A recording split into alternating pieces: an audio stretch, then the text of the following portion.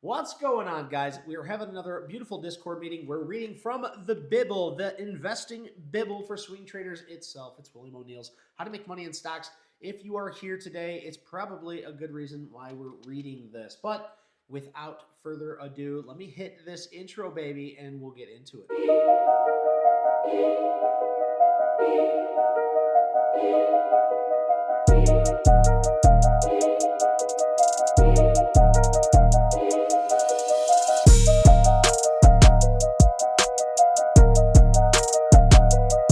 All right, guys, thank you so much for being here. If you don't know already, this is David Worrell. We are in a Discord meeting right now, so you are watching this at a later time.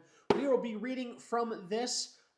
We have a lot of questions sometimes when you're down here at these lows. I know we have all been a bag holder at one point in time in our life, and I just wanted to read a little excerpt on Chapter 10, When You Must Sell and Cut Every Loss Without Exception. Of course, if you are in our Discord meetings, I see everybody that is in here has been here before. You guys know at any time, click the duck sound if you want to talk or if you got something to say. We always want people to be involved. I know nobody really likes to be called out or anything like that, so I won't do that to you. But pay attention, guys, because I think this is really important. We read Chapter 9, and if you guys want to, hit that like and subscribe button.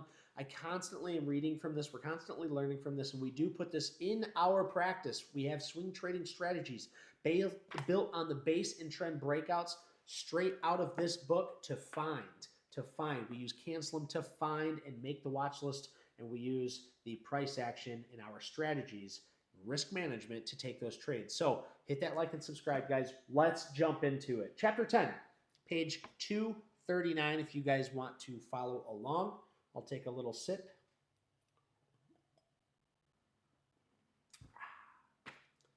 Now that you've learned how and when buy nothing but the best stocks, it's time for you to learn how and when to sell them. You've probably heard the sports cliche, the best offense is a strong defense. The funny thing about cliches is that they're usually true. A team that's all offense and no defense seldom wins the game. In fact, is my mic? How's this? Does this sound a little better? Oh, man. A little Sorry better. about that. Oh, man. Next time, you guys got to let me know. I don't know any better. I'm just a stupid carpenter. During their heyday, when Brunch Rickley was president and general manager, Brooklyn Dodgers typically had a good pitching. In the game of baseball, the combination of pitching and fielding represents the defensive side of a team and probably 70% of the game. It's almost impossible to win without them. The same holds true in the stock market. Unless you have a strong defense to protect yourself against large losses, you absolutely can't win big in the game of investing. Bernard Branch's secret market method of making millions. Bernard Branch, a famous market operator on Wall Street and a trusted advisor to U.S. President, said it best. If a speculator is correct half of the time, he is hitting a good average. Even being right 3 or 4 times out of 10 should yield a person a fortune if he has the sense to cut his losses quickly on the ventures where he has been wrong. And I seriously am going to read that again because, guys, this is so damn important. I say it all the time. My batting average is only 30%, but I'm still making money. I'm only winning 30% of the time. That is the 3 or 4 times out of 10. That's it. Because I cut my losses so damn quick. So let me read this again.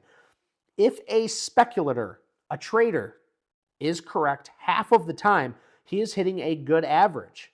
Even being right 3 or 4 times out of 10 should yield a person a fortune if he has the sense to cut his losses quickly on the ventures where he has been wrong. Meaning, you cut your losses quickly, folks. You got to know when you're wrong, and you have to know very quickly. You can't just, maybe we'll just use the next moving average, or, maybe this or maybe. No, you have buy rules, you have sell rules, follow them, and those sell rules need to be cutting your losses quickly. As you can see, even the most successful investors make many mistakes. These poor decisions will lead to losses, some of which can become quite awful if you're not disciplined and careful. No matter how smart you are, how high your IQ is, how advanced your education, how good your information or how sound your analysis, you're simply not going to be right all of the time. In fact, you'll probably be right less than half of the time. You positively must understand and accept that the first rule for the highly successful individual investor is always cut, short, and limit every single loss. To do this takes never-ending discipline and courage. And I just want to point out to that, guys, I have been very disciplined and I have slipped up. And if you are a trader, you will go through all of those same things. If you've done any sports, you will have points in time in your life where you are disciplined and where you will slip up. You need to understand that you need to always cut your losses and limit those losses.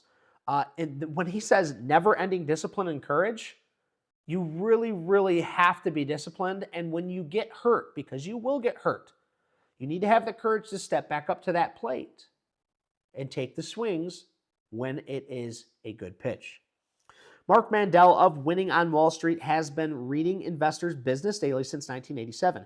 He likes it for many money-making ideas and emphasis on risk management strategy. Loss small and win big. He believes it is the holy grail of investing. Brach's point about cutting losses was driven home to me by an account that I managed back in 1962. The general market had taken a 29% nosedive, and we were right on only one of the every 3 commitments we had made in this account. Yet at the end of the year, the account was ahead.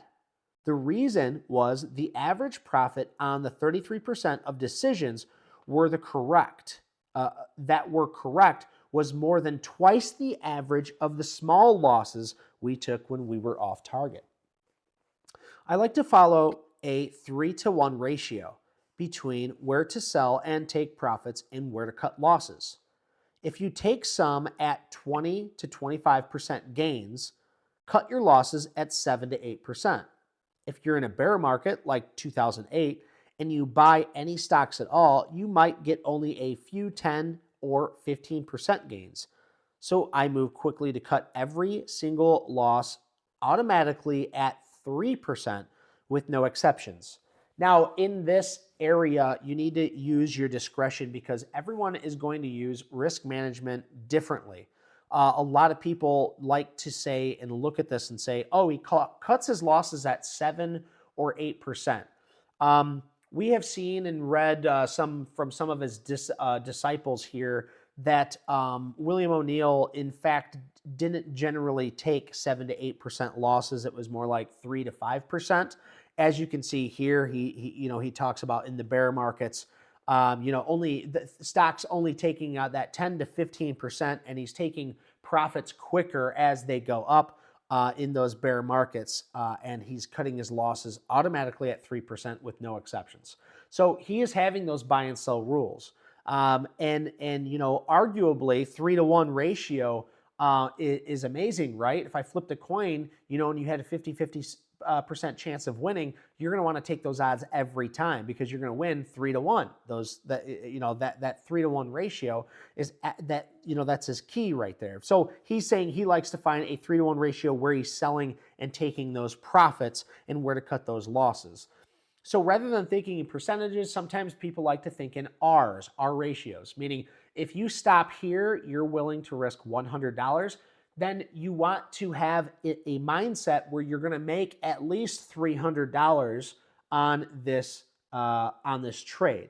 With that being said, you want to manage the trade appropriately in order to make at least 3R compared to your 1R that you're willing to lose.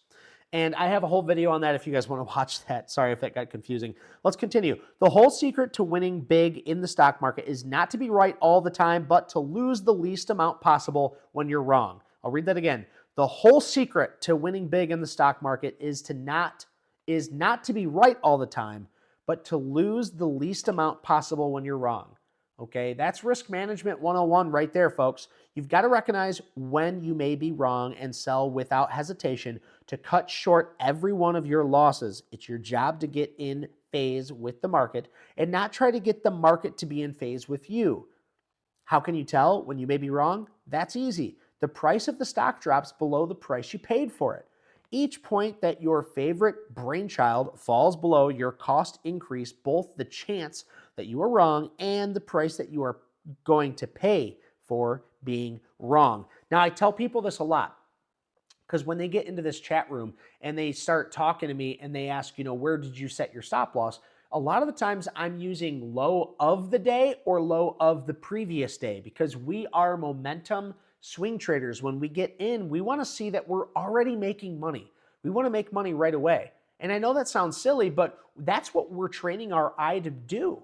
We're finding proper areas of risk management where we can say, hey, at the end or below this day or previous day or an area of risk, we are lining ourselves up with that to say, hey, we have a bigger opportunity for this to go higher than for it to go lower.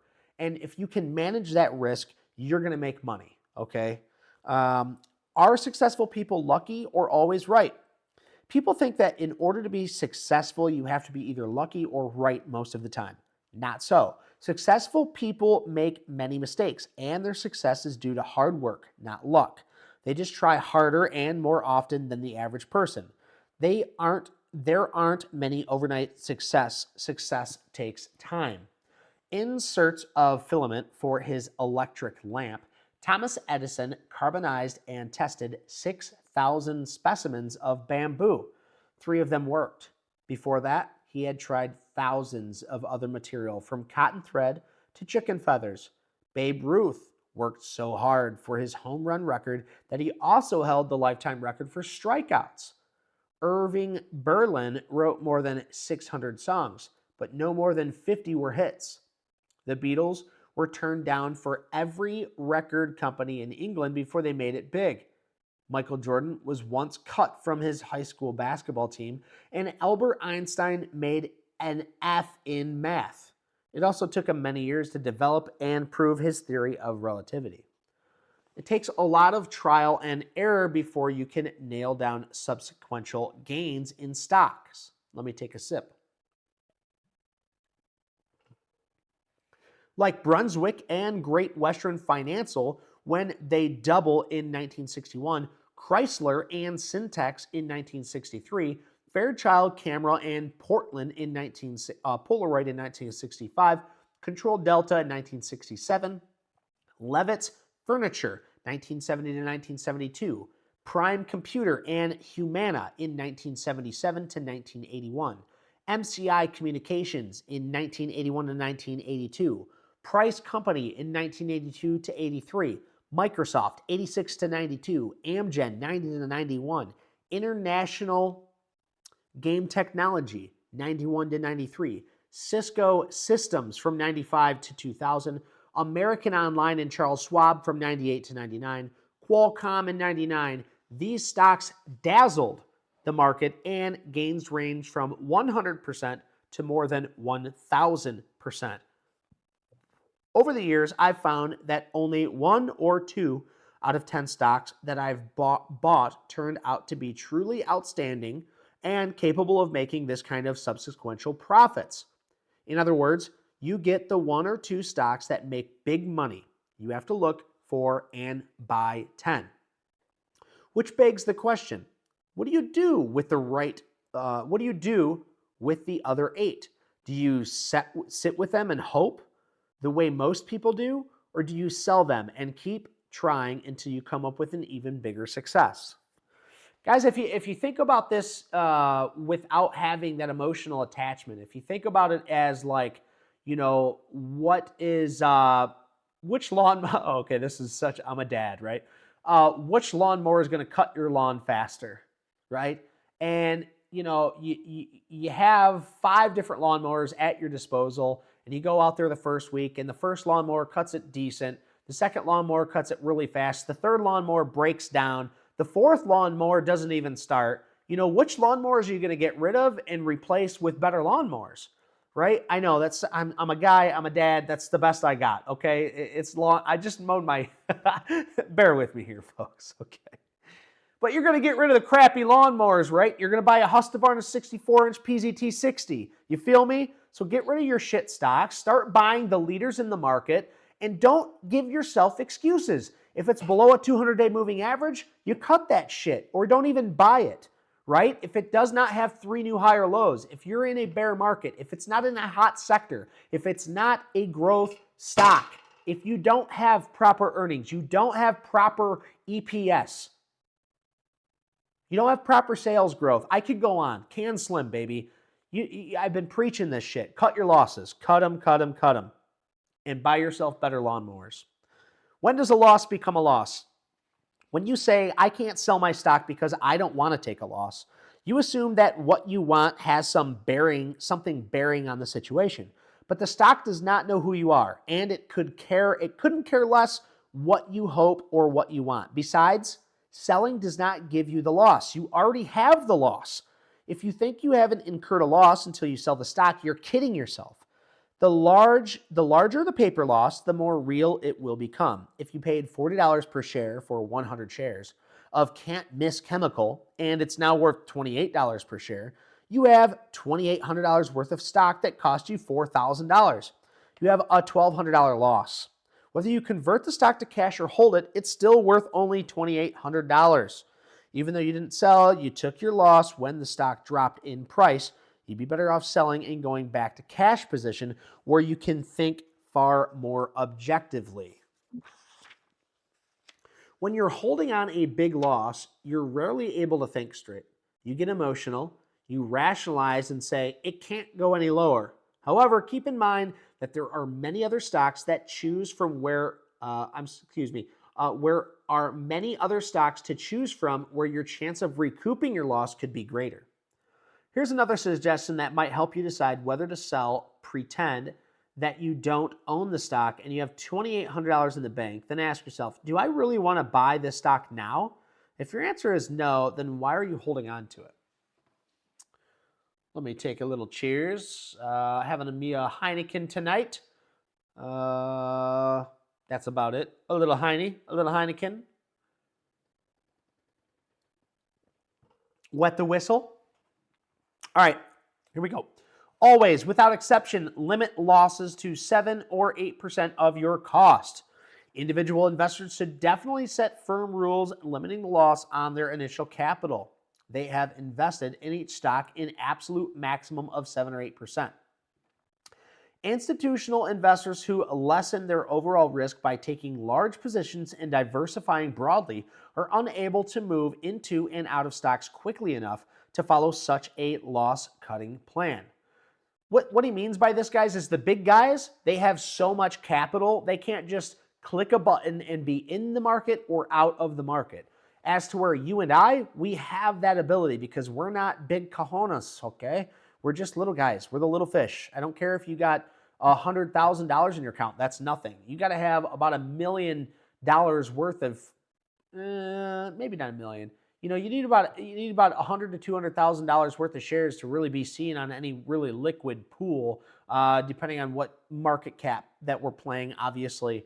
But individuals, regardless, individual investors should set your stop losses. Okay, we can get in, set our stop losses, and get out right when our stop loss gets hit. Where an institutional owner or a mutual fund manager or somebody on the higher regards, it's going to take them a long time. It might take them days to weeks to months to really offload what they have.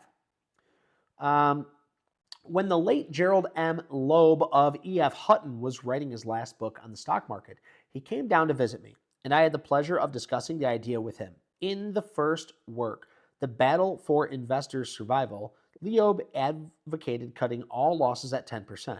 I was curious and asked him if he always followed the 10% loss policy himself. I would hope, he would reply, to being out long before they ever reached 10%. Loeb made millions in the market. Bill Astrop, president of Astrop Advisory Corp. In Atlanta, Georgia, suggested a minor revision of the 10% loss cutting plan. He thinks that individual investors should sell half of their position in a stock if it's down 5% from their cost and the other half once it's down 10%. This is sound advice. To preserve your hard-earned money, I think 7 or 8% loss should be the limit. The average of all your losses should be less, perhaps 5 or 6% if you're strictly disciplined and fast on your feet. If you can keep the average of all your mistakes to losses to 5 to 6%, you'll be likely the football team on which opponents can never move the ball. If you don't give up many first downs, how can you ever be beat?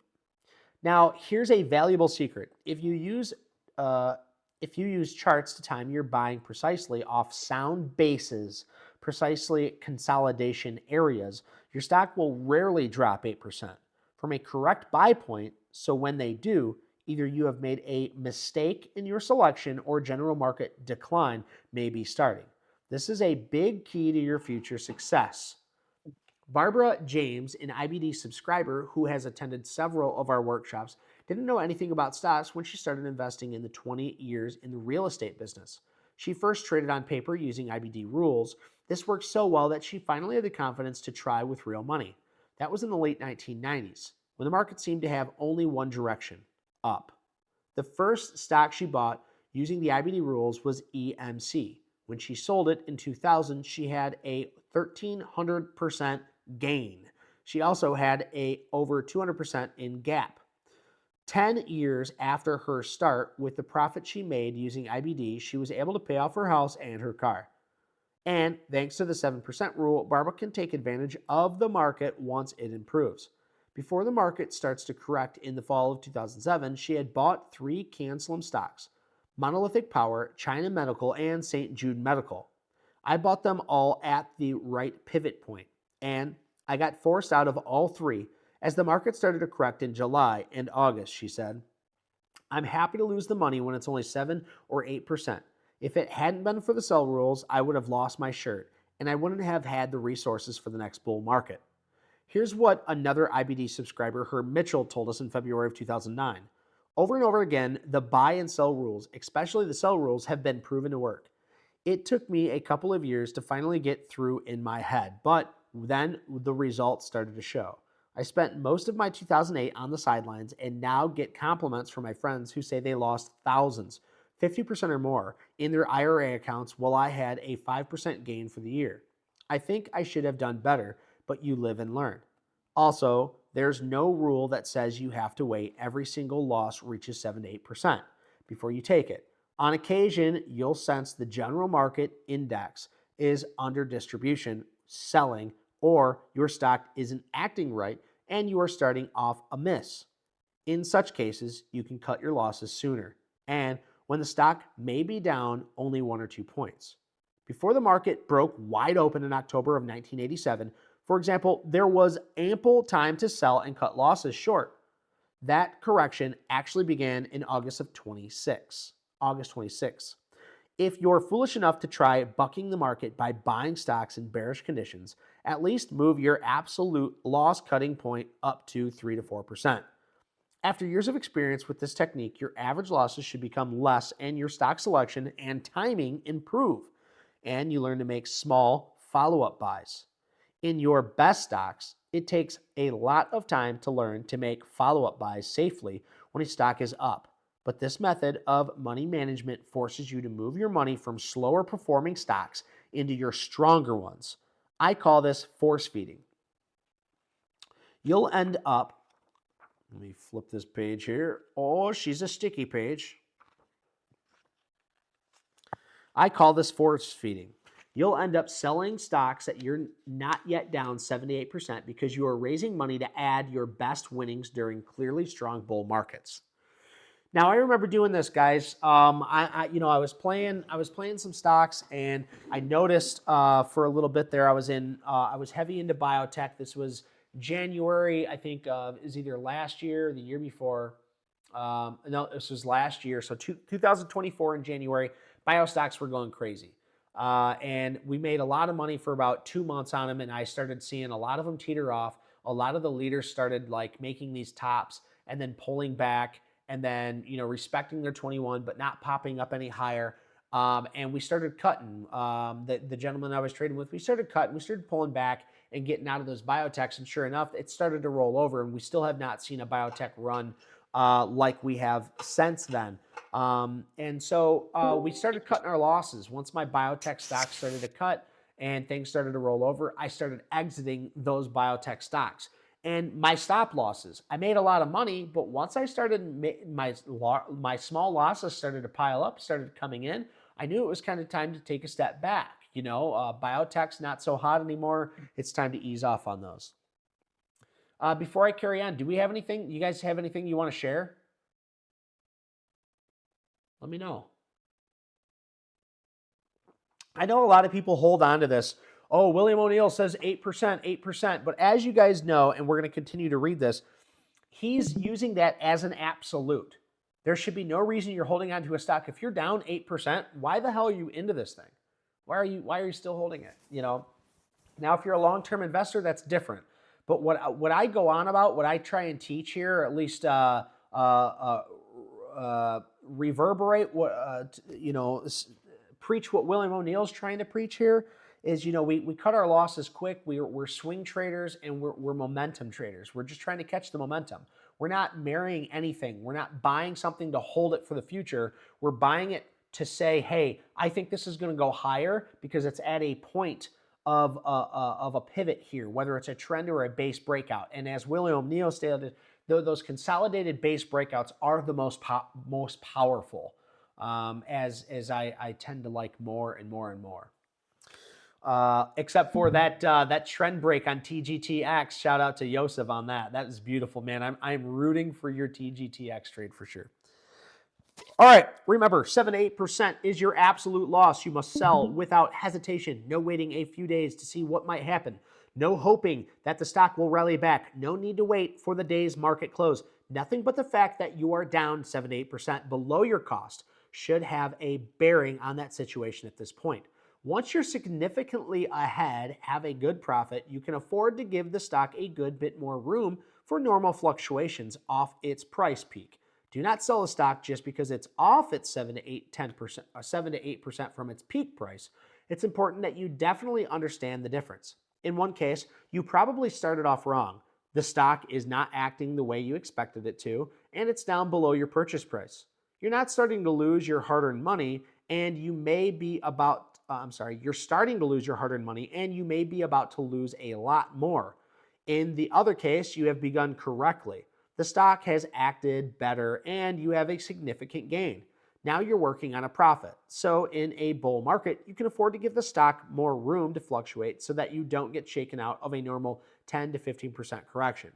Don't chase your stock up too far when you're buying it, however. The key is timing your stock purchase exactly at breakout points to minimize the chance the stock will drop 8%. All common stocks are speculative and risky.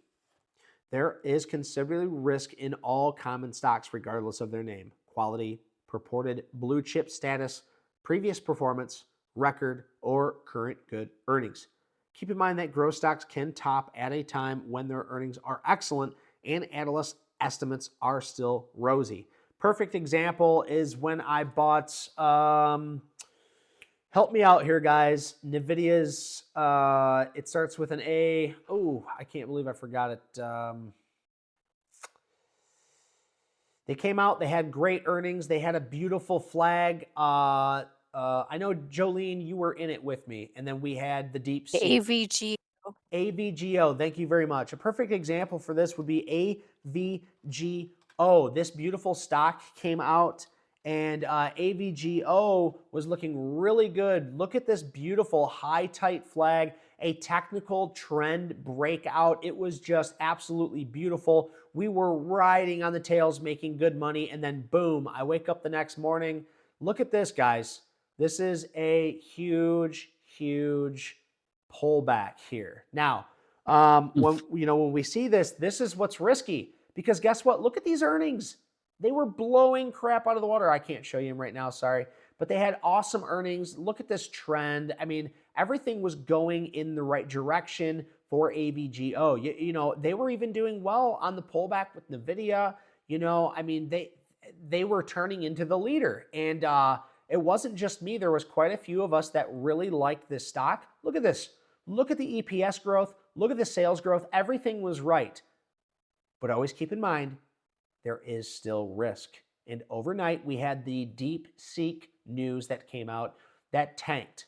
Now, of course, we could say in hindsight, Dave, if you would have just held, you could have got out for break even. Well, you're sure as shit I could have. Hindsight is 2020. I cut my loss because I not only broke my break even stop that I had set, but I had lost a big chunk of money on AVGO because I had a lot of conviction in this trade. So I cut my loss and I kept a very close eye on it. When it got back up here and it got tight, I had an opportunity to buy this again if I wanted to, but I did not like this. This to me broke it, and I just was hands off this trade now. So I knew when to cut that loss, but regardless, you need to understand that all common stocks are speculative and risky. So always, always, always keep that in mind. Anything like that can happen, guys. Anything like that can happen. You know, I'll always keep using this as an example, but there's 1,000 examples out there, okay? Cutting losses is like buying an insurance policy. This policy of limiting losses is similar to paying insurance premiums. You're reducing your risk to precisely the level you're comfortable with. Yes, the stock you sell will often turn right around and go back up. And yes, this can be frustrating. I think we've all been there. But when this happens, don't conclude that you were wrong to sell it. That is exceedingly dangerous. Thinking that will eventually get you into big trouble.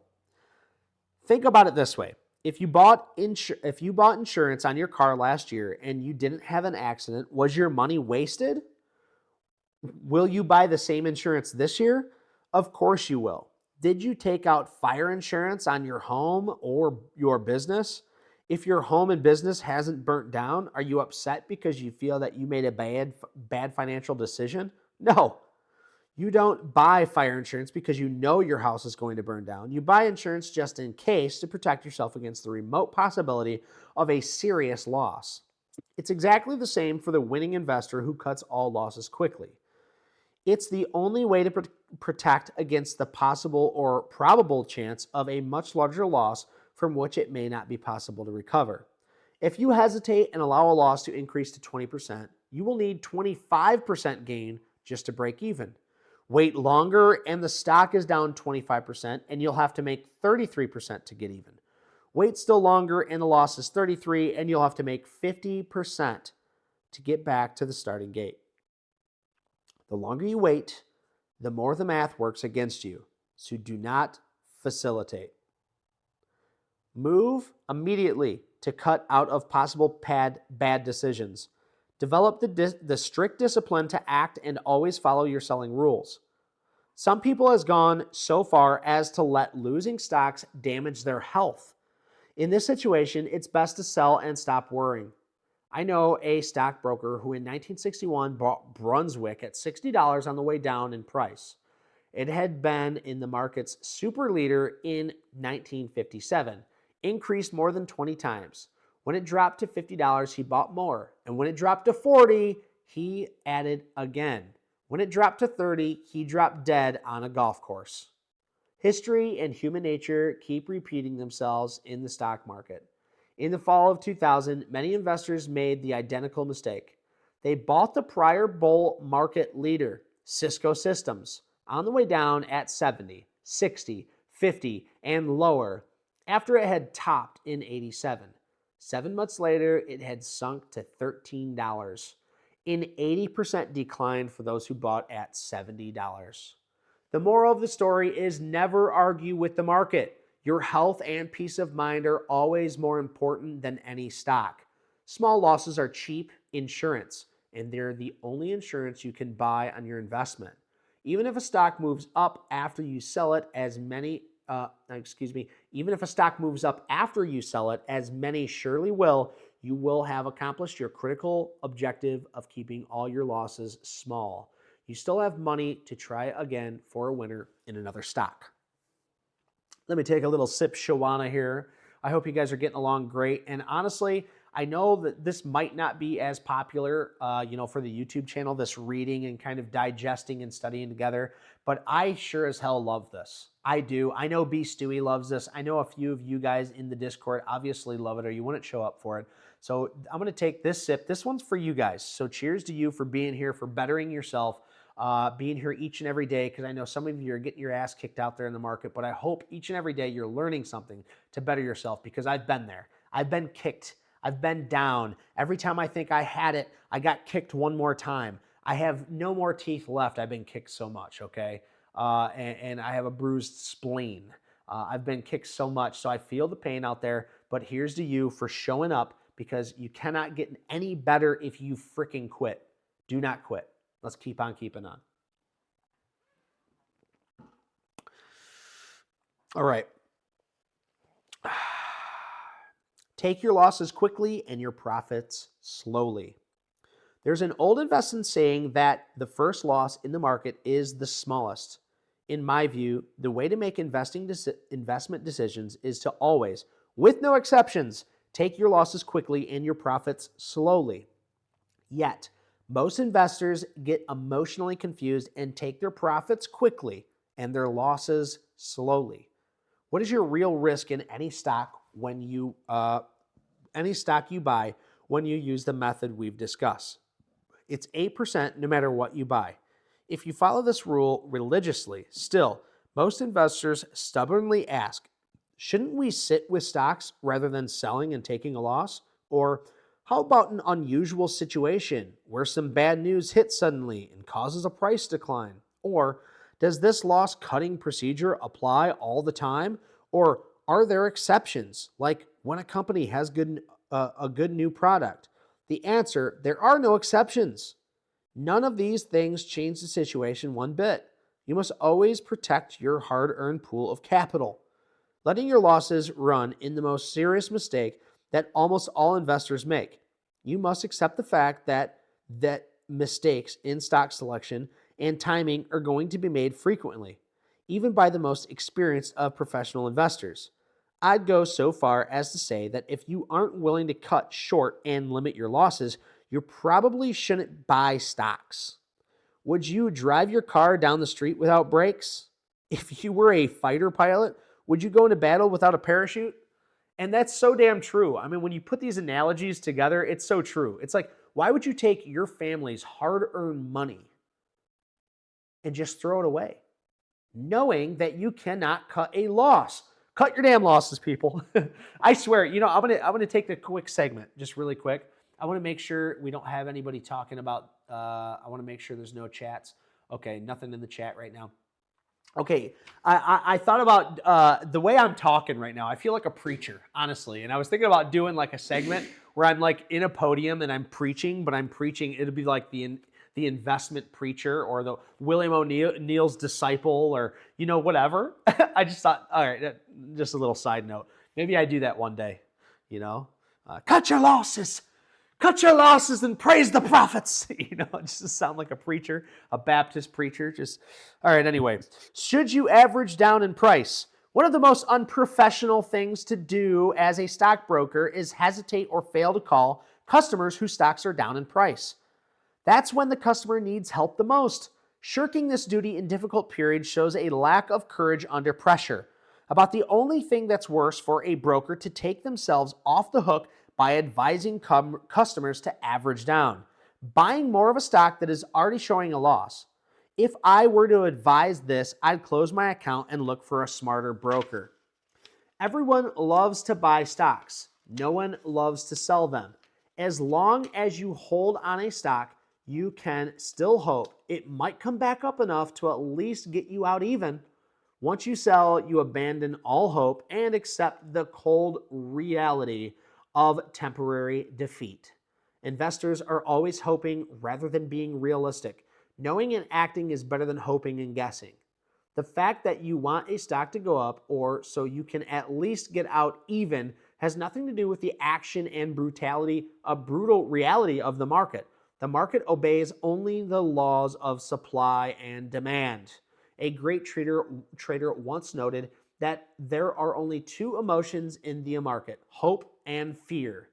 The only problem, he added, is we hope when we should fear, and we fear when we should hope. This is just as true in 2009 as it was in 1909. This is the story of Turkey, the Turkey story. And I think about this story. There's two stories, and I don't know if you guys can relate, but there's Turkey Tom. At least I call him our Turkey trader, the Turkey trader in reminiscence of a stock operator. I always think of that when I think Turkey. And then there's this Turkey story. Both are investment stories. So if you guys don't know about the other Turkey one, read Reminiscence of a Stock Operator or listen to it. It's free on YouTube, actually. So hear me out. This is a good story, so pay attention. Many years ago, I heard a story of Fred C. Keller, the author of Why You Win or Lose. That illustrates perfectly how the conventional investor thinks when the time comes to make a selling decision. A little boy was walking down the road when he come upon an old man trying to catch wild turkeys. The man had a turkey trap, a crude device consisting of a big box with a door hinge at the top. This door was kept open by a prop, to which was tied to a piece of twine leading back 100 feet or more to the operator.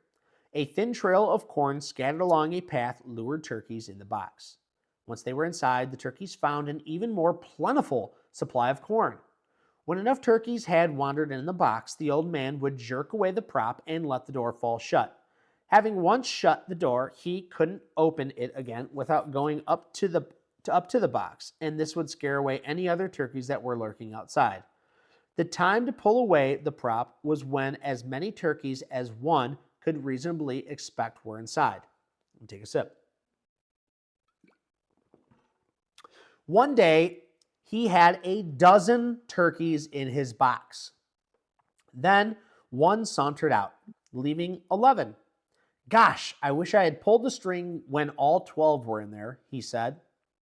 I'll wait a minute and maybe the other one will go back. While he waited for the 12th turkey to return, 2 more walked out on him. I should have been satisfied with 11, the trapper said. Just as soon as I get 1 more back, I'll pull the string. 3 more walked out, and still the man waited. Having once had 12 turkeys, he disliked going home with less than 8. He couldn't give up the idea that some of the original turkeys would return. When finally there was only 1 turkey left in the trap, he said, I'll wait until he walks out or another goes in, and then I'll quit. The solitary turkey went to join the others, and the man returned empty-handed. The psychology of normal investors is not much different. They hope more turkeys will return to the box when they should fear that all turkeys could walk out. They'll be left with nothing. I got the... I see you in the chat, B. Stewie. I'll just throw this up for everybody on YouTube. We got turkeys trotting. We got some toms by the road there. Yeah, that's right. I mean, guys, this is about taking profits, and I love it too because when Jolene takes profits, every time she takes profits, she says, I'm taking profits into strength. I love to hear that. I always try to take profits into strength. Today, I was blessed enough to be at the right time in the market to notice the exhaustion. I pointed out in the chat where the breaking point would be. I took the short trade in the SQQQ. I took that long, and we were able to take profit as the market ripped down hard and fast. I decided to take a 5th out because I'm giving that strength. We're taking profits into that strength. I'm releasing the prop, and I'm taking some of those turkeys. Now, I didn't take all 12 because I still know that there's another flock out there. I'll take some more. I'll set the prop back up tomorrow and maybe take some more turkeys if there's more strength. If not, I'll know when to go home. I'll know when to pack up my gear and go home. So that's what I got for you guys. We got a turkey. We got the turkeys trotting. Things are looking good. All right, we got about 15 more minutes left, and there's one more part I want to get to, so pay attention here. The red dress story. So let's keep going on. Actually, let's just skip to the red dress story, okay? Investing in the stock market is really no different than from running your own business. Investing is a business and should be operated as such. Assume that you own a small store selling women's clothing. You've bought and stocked women's dresses in 3 colors: yellow, green, and red. The red dress goes quickly. Half the green ones sell and the yellow ones don't sell at all. What do you do about it? Do you go to your buyer and say, the red dresses are all sold out? The yellow ones don't seem to have any demand, but I still think they're good. Besides, yellow is my favorite color, so let's buy some more of them anyway. Certainly not.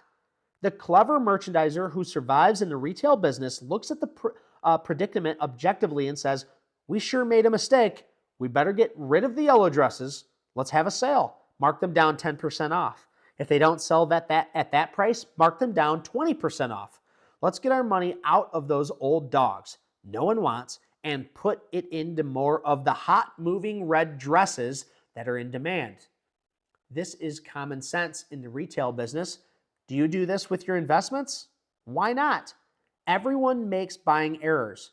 The buyers for department stores are pros, but even they make mistakes. If you do slip up, recognize it, sell, and go on to the next thing. You don't have to be correct on all your investment decisions to make a good net profit. Now, you know the real secret to reducing your risk and selecting the best stocks. Stop counting your turkeys and get rid of your yellow dresses. So I still personally like, I hate to pat myself on the back if I got to break my arm to do it. I like my lawnmower analogy. I think it was much better, and I think maybe they should add that into the next update of the book. Just saying, guys. Yellow dresses, whatever, turkeys, cool. Lawnmowers, okay, now we're getting somewhere. For safety, why not diversify widely? Why diversification is subtle for lack of knowledge. It sounds good, and it's what most people advise. But in a bad bear market, almost all of your stocks will go down, and you could lose 50% or more in some stocks that will never come back. So diversification is a poor substitution for a sound defensive plan. With rules to protect your account, also, if you have 20 or 30 stocks and you sell 3 or 4, it won't help you when you lose heavily on all the rest. Now, I will have to say, guys, while you're learning to do this, you don't take all of your money and try to learn how to swing trade with this, okay? You have a long-term investing account that you let set and forget. It's a rotisserie check-in. You set it, you forget about it, okay? You don't have to touch it. And then while you're learning this, you take a piece or a chunk of money. If you want to be above the PDT rule, 25,000 is a good start. That'll give you leverage if you wanted to be above PDT. But really, if you're just getting started, if you're new, if you haven't done this for 3 to 5 years, don't worry about getting above PDT. Worry about making proper trades and doing it paper trading. Then step it up. Put $1,000 in an account and then try and play that route. And don't look at the amount that you're making. Look at the percentage moves that you're taking. For example, today I was able to catch a 4.5% move. I'm very proud of that. I'm very proud of taking 4% move. Sure, it's not the flashy 20%, but it will be if I let my winners run. I grabbed some of the turkeys today. I'm going to let the other turkeys gather tomorrow in that prop.